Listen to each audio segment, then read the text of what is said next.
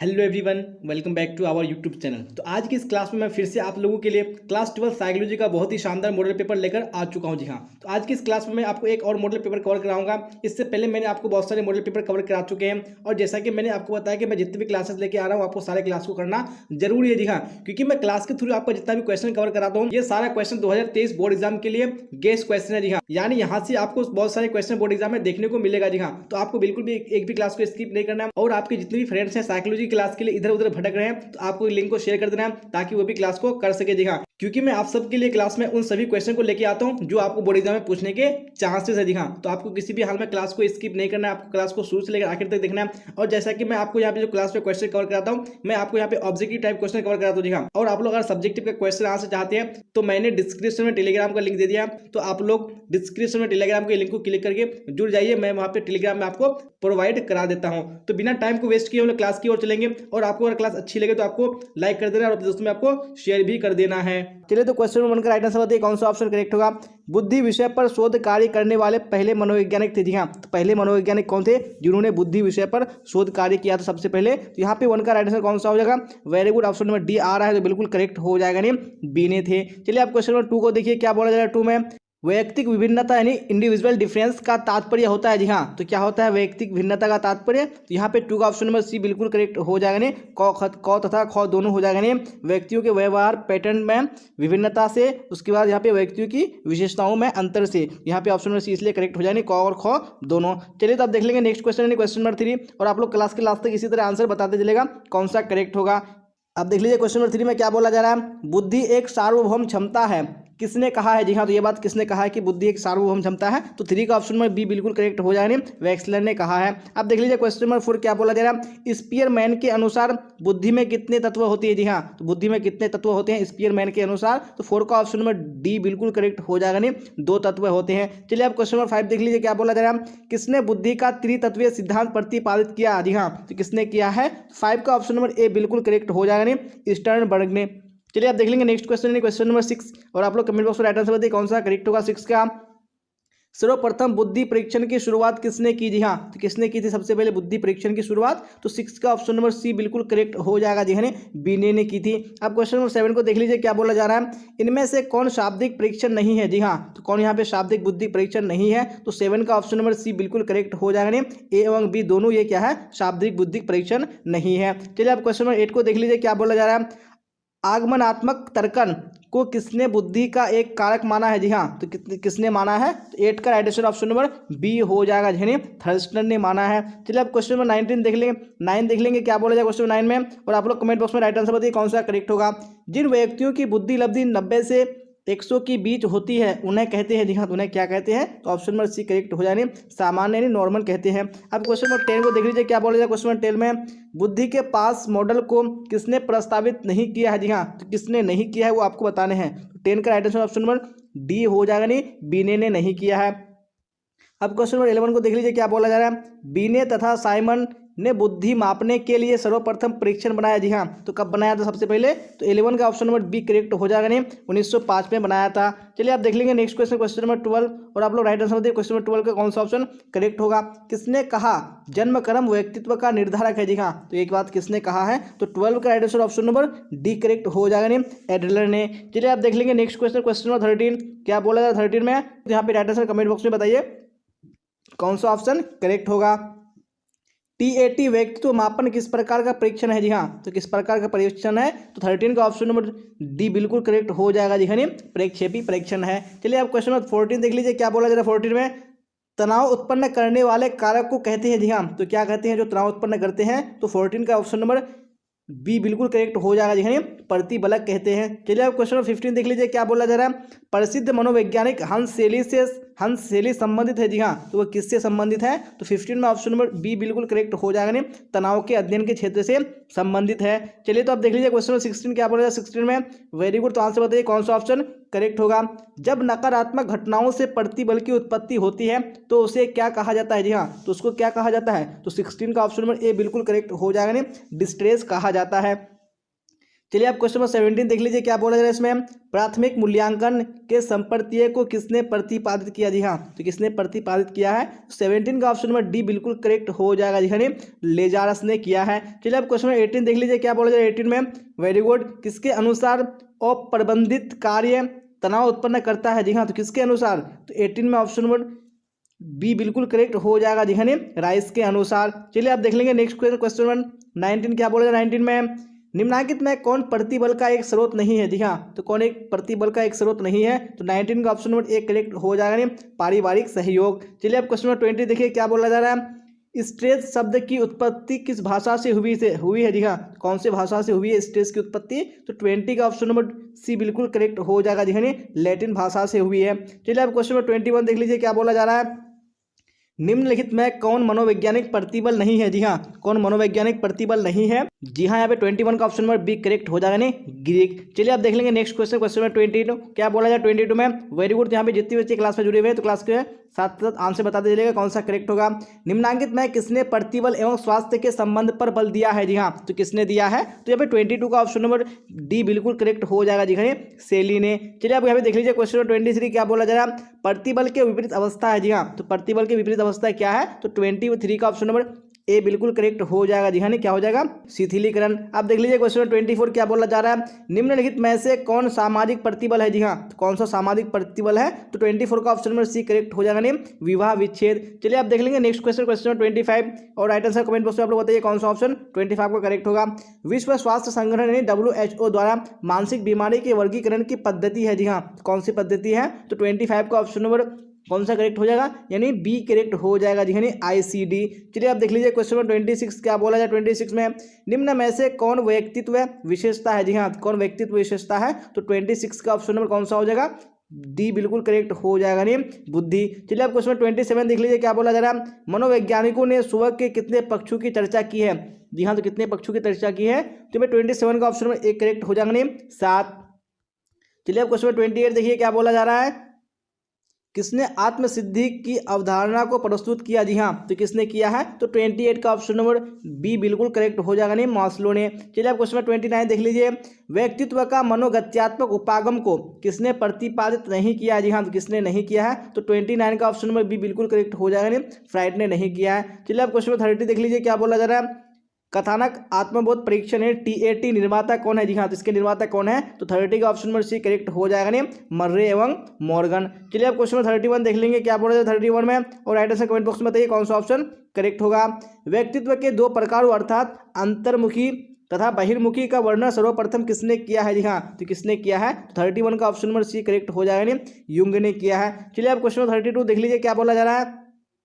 साक्षात्कार का उद्देश्य है। जी हाँ, तो साक्षात्कार का उद्देश्य क्या है, यहाँ पे ऑप्शन नंबर डी करेक्ट हो जाए इनमें से सभी। चलिए आप देख लेंगे नेक्स्ट क्वेश्चन में 33, क्या बोला था 33 में। Very good. तो यहाँ पे राइट आंसर कमेंट बॉक्स में बताइए कौन सा करेक्ट होगा। कैटल के अनुसार व्यक्तित्व के कितने शील गुण प्रमुख है। जी हाँ, तो कितने शील गुण प्रमुख है, तो ऑप्शन नंबर डी करेक्ट हो जाएगा, नहीं 16। चलिए आप क्वेश्चन 34 देख लीजिए, क्या बोला जा रहा है। व्यक्तित्व के अचेतन प्रक्रियाओं को बाहर लाने की विधि कहलाती है। जी हाँ, तो क्या कहलाती है, तो 34 का ऑप्शन नंबर बी बिल्कुल करेक्ट हो जाएगा, नहीं प्रक्षेपण विधि कहलाती है। अब क्वेश्चन नंबर 35 देख लीजिए। निम्नलिखित में कौन व्यक्तित्व निर्माण के जैविक निर्धारक नहीं है। जी हाँ, कौन व्यक्तित्व निर्माण के जैविक निर्धारक नहीं है, तो 35 का ऑप्शन नंबर बी करेक्ट हो जाएगा, नहीं परिवार। चलिए आप देख लेंगे नेक्स्ट क्वेश्चन नंबर 36, क्या बोला 36 में। व्यक्तित्व का नैतिक शाखा माना गया है। जी हाँ, तो किसको माना गया है, तो 36 का ऑप्शन नंबर सी बिल्कुल करेक्ट हो जाएगा। जी हाँ, प्रभाव को माना गया है। आप देख लेंगे क्वेश्चन नंबर 37, क्या बोला जा रहा है। वाक्य पूर्ति परीक्षण किस तरह का परीक्षण है। जी हाँ, तो किस तरह का परीक्षण है, तो 37 का ऑप्शन नंबर डी बिल्कुल करेक्ट हो जाएगा, प्रक्षेपीय परीक्षण है। आप देख लेंगे क्वेश्चन नंबर 38, क्या बोला जा रहा है इसमें। मनोवृत्ति परिवर्तन प्रक्रिया में संज्ञानात्मक विसंवादिता विकसित किया। जी हाँ, तो किसने विकसित किया, तो 38 का ऑप्शन नंबर सी बिल्कुल करेक्ट हो जाएगा, लियोन फिस्टिंगर ने किया। चलिए आप क्वेश्चन नंबर 39 देखिए, क्या बोला जा रहा है क्वेश्चन नंबर 39 में। Very good. एड्रेस बताइए कौन सा करेक्ट होगा। औपचारिक समूह का उदाहरण है, तो कौन औपचारिक समूह का उदाहरण है, तो 39 का ऑप्शन नंबर ए बिल्कुल करेक्ट हो जाएगा, लोक उपक्रम। चलिए आप क्वेश्चन नंबर 40 देख लीजिए, क्या बोला जा रहा है 40 में। मनोवृत्ति पूर्वाग्रह से किस दृष्टिकोण से भिन्न है। जी हाँ, तो किस दृष्टिकोण से भिन्न है, वेरी गुड। यहाँ पे ऑप्शन नंबर सी करेक्ट हो जाएगा, आवेष्टन। चलिए आप देख लेंगे क्वेश्चन नंबर 41, क्या बोला जा रहा है। पूर्वाग्रह एक प्रकार का है। जी हाँ, तो एक प्रकार का पूर्वाग्रह क्या है? 41 का ऑप्शन नंबर बी करेक्ट हो जाएगा नहीं, मनोवृत्ति। चलिए आप देख लेंगे क्वेश्चन नंबर 42 क्या बोला जा रहा है 42 में, मनोवृत्ति के संज्ञानात्मक संघटक से तात्पर्य है। जी हाँ, तो क्या तात्पर्य है? तो यहाँ पे 42 का ऑप्शन नंबर ए करेक्ट हो जाएगा ने, विश्वास एवं प्रत्यक्षण से तात्पर्य है। चलिए आप देख लीजिए क्वेश्चन नंबर 43 क्या बोला जा रहा है, हाइडर के अनुसार मनोवृत्ति परिवर्तन किस परिस्थिति में तेजी से होता है? तो कौन सी परिस्थिति में होता है? तो 43 का ऑप्शन नंबर बी करेक्ट हो जाएगा ने, असंतुलन की अवस्था में तेजी से होता है। अब देख लीजिए क्वेश्चन नंबर 44 क्या बोला जा रहा है, परिवार एक उदाहरण है। जी हाँ, तो किसका उदाहरण है? तो 44 का ऑप्शन नंबर कौन सा करेक्ट हो जाएगा? यानी सी करेक्ट हो जाएगा, प्राथमिक समूह का उदाहरण है। चलिए आप देख लेंगे क्वेश्चन नंबर 45 क्या बोला जा रहा है 45 में, कमेंट बॉक्स में राइट आंसर बताइए कौन सा करेक्ट होगा।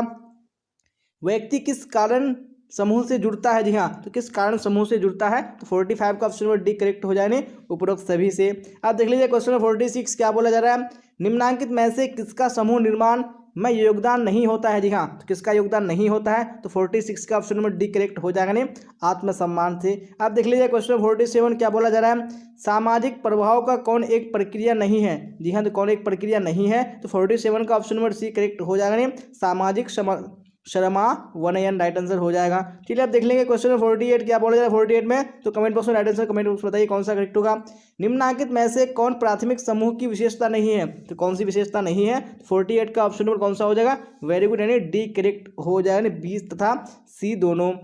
चलिए अब देख लेंगे क्वेश्चन 49 क्या बोला जाए 49 में, जीव तथा उसके पर्यावरण के बीच के संबंधों का अध्ययन होता है। जी हाँ, यहाँ पे आपको 49 के राइट आंसर बताना है कौन सा ऑप्शन करेक्ट होगा। वेरी गुड, 49 का ऑप्शन नंबर बी करेक्ट हो जाएगा नहीं, पारिस्थितिकी में। चलिए आप देख लेंगे क्वेश्चन नंबर 50 क्या बोला जा रहा है 50 में, वेरी गुड, तो यहाँ पे राइट आंसर बताइए कमेंट बॉक्स में कौन सा ऑप्शन 50 का करेक्ट होगा। जी हाँ, क्या बोला जा रहा है 50 में, विश्व पर्यावरण दिवस मनाया जाता है। जी हाँ, तो कब मनाया जाता है विश्व पर्यावरण दिवस? यहाँ पे 50 का ऑप्शन और कौन सा करेक्ट हो जाएगा? सी करेक्ट हो जाएगा, 5 जून को मनाया जाता है। चलिए आप क्वेश्चन 51 देख लीजिए क्या बोला जा रहा है, ध्वनि माप की इकाई है। जी हाँ, तो कौन ध्वनि माप की इकाई है? तो 51 का ऑप्शन नंबर सी करेक्ट हो जाएगा नहीं, डेसिबल।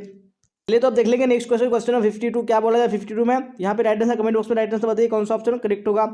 आक्रमण से तात्पर्य दूसरों के प्रति किए गए साभिप्राय क्षति से होती है। जी हाँ, ये बात किसने कहा है? तो 52 का ऑप्शन नंबर बी बिल्कुल करेक्ट हो जाएगा नहीं, बर्कोविड जी ने कहा है। चलिए आप देख लीजिए क्वेश्चन 53 क्या बोला जा रहा है इसमें, परामर्श संबंधी आवश्यक तत्व कौन नहीं है? जी हाँ, तो कौन नहीं है? तो 53 का ऑप्शन नंबर डी बिल्कुल करेक्ट हो जाएगा, सामूहिकता। आप देख लीजिए क्वेश्चन नंबर 54 क्या बोला जा रहा है, मनोवैज्ञानिक का संज्ञानात्मक कौशल किस श्रेणी का कौशल होता है? जी हाँ, तो कौन सी श्रेणी का होता है? तो 54 का ऑप्शन नंबर सी बिल्कुल करेक्ट हो जाएगा, सामान्य कौशल। आप देख लेंगे क्वेश्चन नंबर 55 क्या बोला जाए 55 में, चलिए राइट आंसर बताइए कौन सा ऑप्शन करेक्ट होगा।